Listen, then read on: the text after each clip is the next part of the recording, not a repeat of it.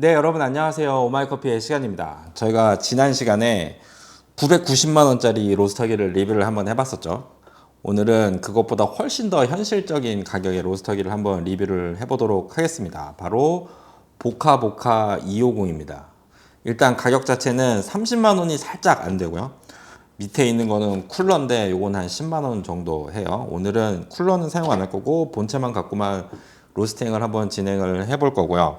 구체적으로 어떻게 사용을 하고 이런 것들은 뭐 설명을 하지는 않겠습니다. 그냥 몇 번 만져보시면은 굉장히 간단하게 구조가 되어 있거든요.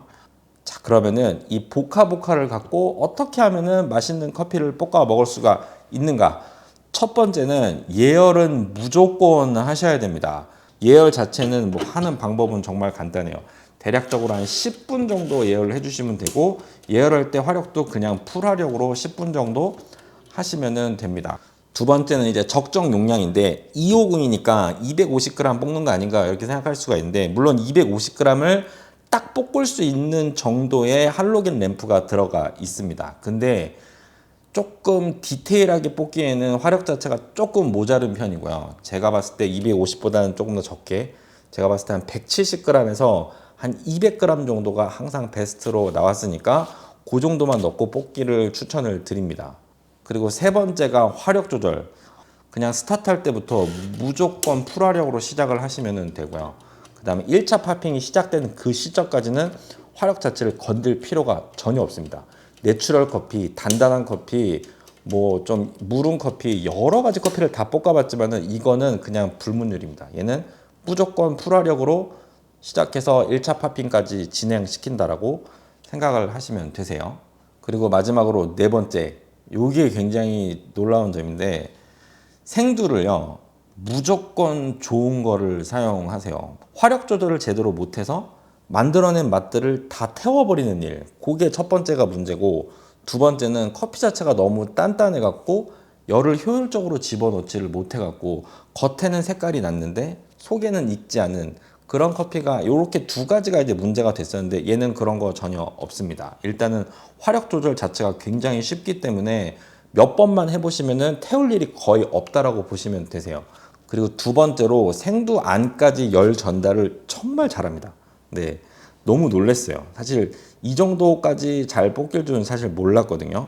처음부터 좋은 걸 해서 좋은 맛으로 한 번에 가려고 노력을 하시는 게 낫습니다. 왜냐면은 진짜 몇 번만 해보시면은 바로 감을 잡을 수가 있거든요.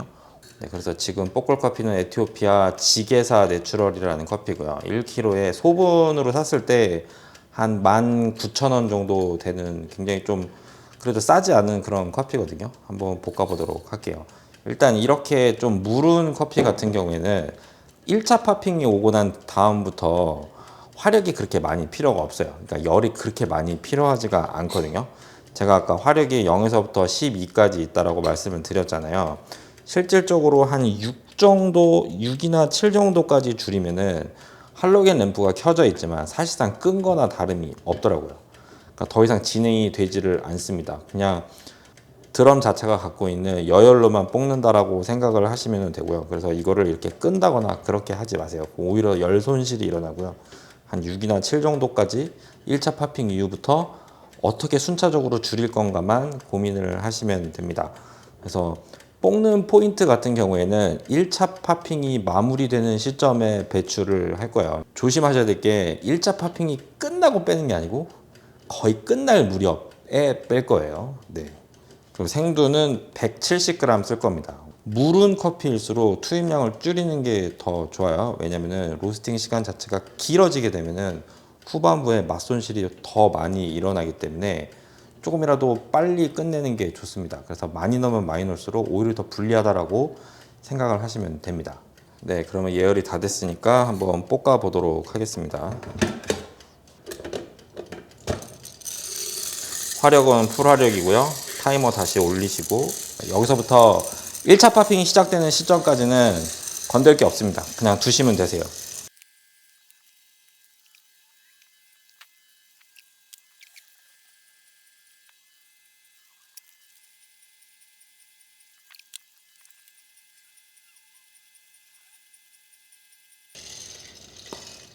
어, 1차 파핑이 한 알이 터졌거든요. 네, 1차 파핑 한 알 터졌다고 해서 1차 팝이 왔다고 생각하지 마세요. 좀 원래 정신 나간 콩 한 알, 두 알이 먼저 터집니다. 조금 더 연속적으로 터질 때 1차 파핑이 왔다라고 생각하시면 좋을 것 같아요. 이런 소리. 네, 이렇게 연속적으로 터지면은 불을 10으로 줄여줄게요. 그리고 조금 더 지나면은 이것보다 더 훨씬 더 연속적으로 터지는 구간이 생길 거예요.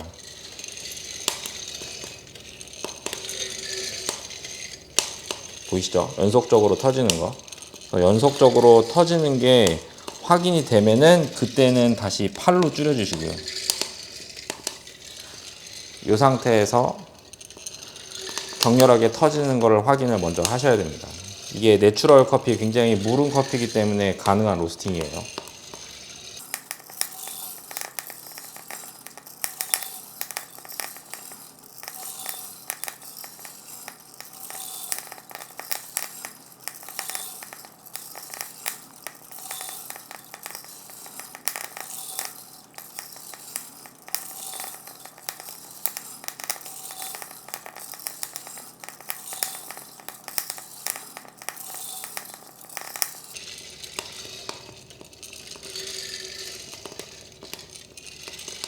그리고 이제 약간 팝 소리 자체가 연속적으로 터지는 게 조금 슬로우해진다라고 생각하면은 바로 6으로 줄여주세요.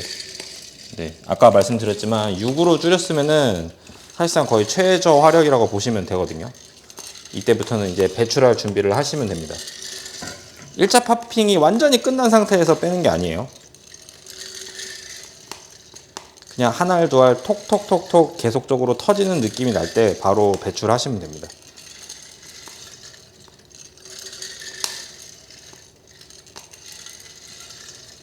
지금 이제 굉장히 천천히 터지죠? 저는 그냥 여기서 바로 배출을 한번 해볼게요.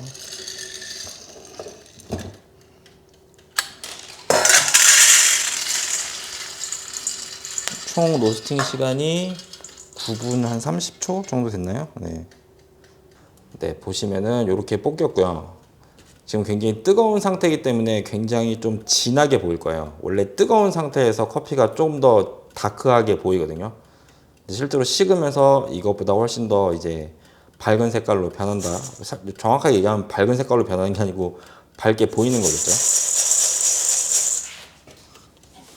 그리고 이제 지금 보시면은 이 안에 체프가 엄청 많거든요.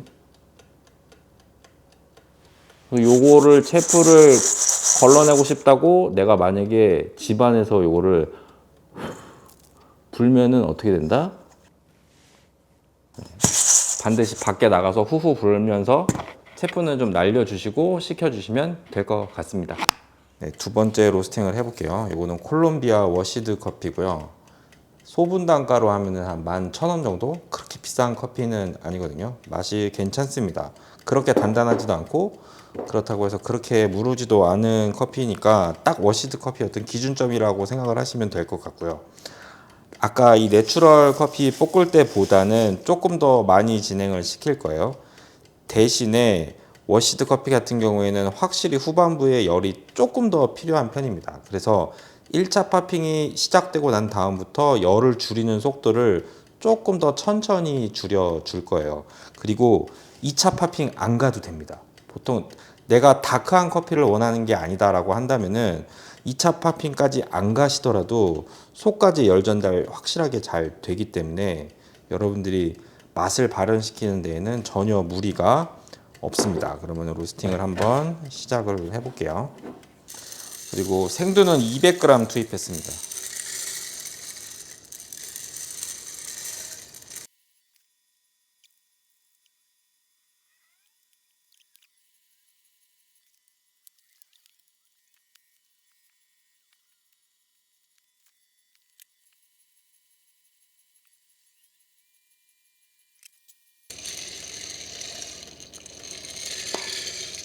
네, 마찬가지로 첫 번째 알 터지는 거는 그냥 사뿐하게 무시하시고요.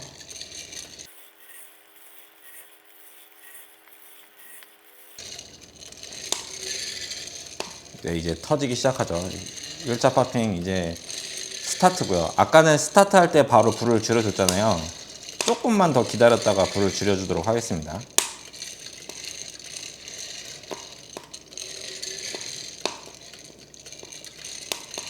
네, 이런 식으로 연속적으로 터지면 그때 이제 불을 10으로 줄여줄 거고요.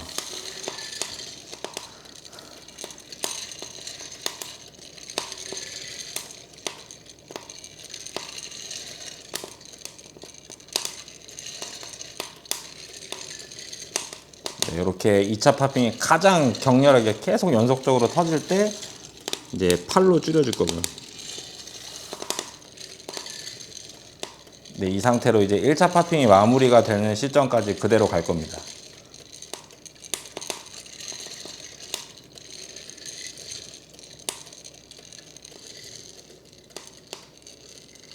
네, 팝 소리가 거의 다 잦아들면은 6으로 줄여주고요. 그 다음에 시계를 잠깐 볼 거예요. 지금 11분 20초죠. 한 30초 정도만 더 갈게요.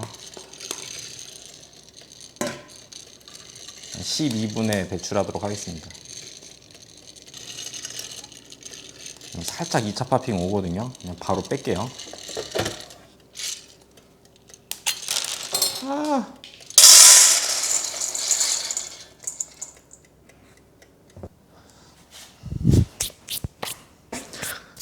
네, 그래서 실제로 로스팅 에티오피아랑 콜롬비아 두 가지 로스팅을 해봤고요.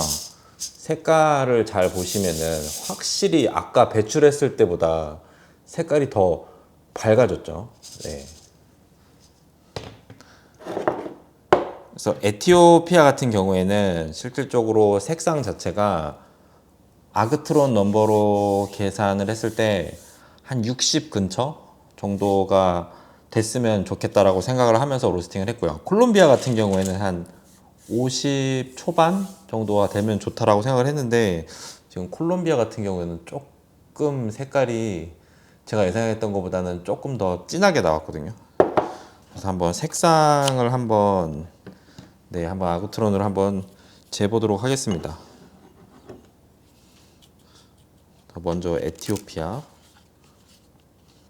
네, 보시면 58.25가 나왔죠. 네, 그러니까 거의 제가 원했던 한 60에 가까운 정도의 색상이 나왔고요.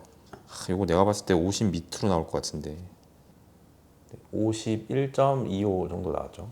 네, 50 색상을 봤을 때는 한 48이나 거의 50 살짝 안 될 것 같은데 색상은 이렇게 나왔네요. 네, 아무튼 보시는 바와 같이 실제로 상업용 로스터기로 볶았을 때하고 결과물의 어떤 갈았을 때 수치라던가 이런 것들이 거의 비슷합니다. 그만큼 속까지 열 전달을 굉장히 효율적으로 잘한다라고 생각을 하시면 될 것 같습니다. 그럼 한번 내려서 먹어볼게요.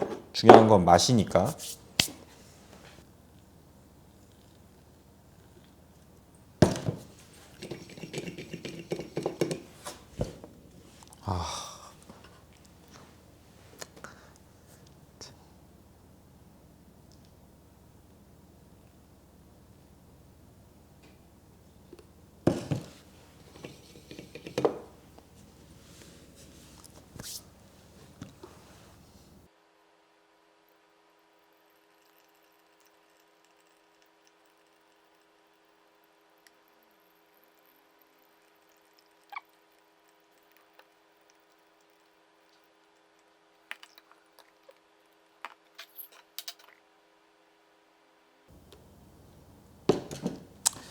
그냥 대충 부어서 먹겠습니다. 향 진짜 좋아요. 이게 좋아야 될지 잘 모르겠습니다, 사실.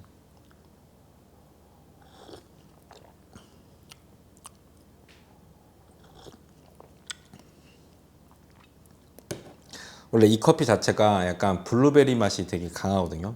그냥 제가 상업용으로 볶았을 때 느꼈던 뉘앙스들은 다 들어가 있습니다. 하나도 지워지거나 사라지거나 그런 게 없고 뭔가 뭐 매캐하다라든가 질감이 텁텁하다라든가 그런 거 하나도 없습니다. 네.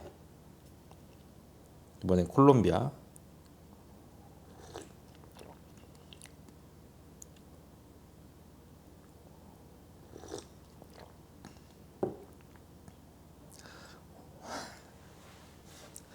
정말 약간 견과류 맛 정말 많이 나고 굉장히 묵직하고 그렇다고 해갖고 다크하거나 쓴맛이 난다는 그런 거 전혀 없고요. 네. 그리고 산미 싫어하시는 분들도 딱 그냥 즐기길 좋을 정도의 약간 은은한 산미 정도? 딱 그 정도 나오는 커피네요. 진짜. 아니, 솔직히 얘기해서 이런 홈로스팅기가 이 정도 퀄리티의 커피를 볶아낼 수 있으면 사실 저도 커피를 볶아서 판매하는 사람이지만 솔직히 이렇게 나오면 저는 진짜 굶어 죽어야 돼요, 정말. 이 보카보카 자체가 직화식도 있습니다. 가격이 한 절반 정도 하거든요. 15만 원 정도 하는데 과연 15만 원을 더 주고 전기식으로 바꿀 이유가 있느냐? 네, 있습니다. 제가 봤을 때 가스식은 정말 잘 볶지 않는 이상 얘를 따라가는 거는 사실상 거의 불가능하다고 보셔도 될 것 같아요.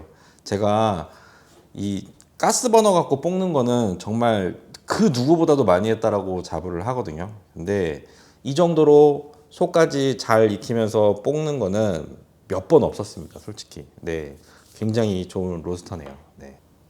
일단은 꼭 기억하셔야 되는 게 스타트 화력은 무조건 풀화력이다. 1차 파핑이 끝날 때까지는 그냥 풀화력으로 계속 한다. 그 다음에 제일 중요한 거는 1차 파핑이 시작이 되고 난 다음부터 배출 시점까지 불을 어떻게 순차적으로 줄여줄 것인가만 조금만 공부를 하시면은 제가 봤을 때 정말 좋은 로스터기고요. 싸구려 생두 갖고 뭐 대충 볶아 먹을 생각하지 않으셔도 됩니다. 정말 비싼 생두를 갖고 가지고 있는 맛 그대로 발현시키면서 충분하게 즐길 수 있는 퀄리티가 나오니까 여러분들도 혹시라도 집에서 홈로스팅 하는 거 관심 있으신 분들, 계획하고 계시는 분들이라면은 꼭 한번 리스트에 놓고 생각을 해보셨으면 좋겠습니다. 네. 그래서 오늘 볶은 커피는 제가 요거는 잘 포장을 해서요. 댓글에다가 혹시 보카보카를 정말 사고 싶었는데 이게 어느 정도 퀄리티까지 볶을 수 있는지에 대해서 의문이 계셨던 분들이라면은 댓글에 먼저 선착순으로 남겨주세요. 그러면은 제가 두 분, 하나는 에티오피아, 콜롬비아 하나씩 해갖고 네 보내드리도록 하겠습니다. 네, 그래서 오늘은 가정용 로스터기 보카보카 250을 한번 리뷰를 해봤고요. 홈로스팅기 찾으시는 분들한테 도움이 됐으면 좋겠습니다. 네, 내용이 유익했기를 바라고요. 구독과 좋아요 꼭 잊지 말고 눌러주시고 다음에 더 좋은 내용으로 찾아뵙도록 하겠습니다. 들어가세요.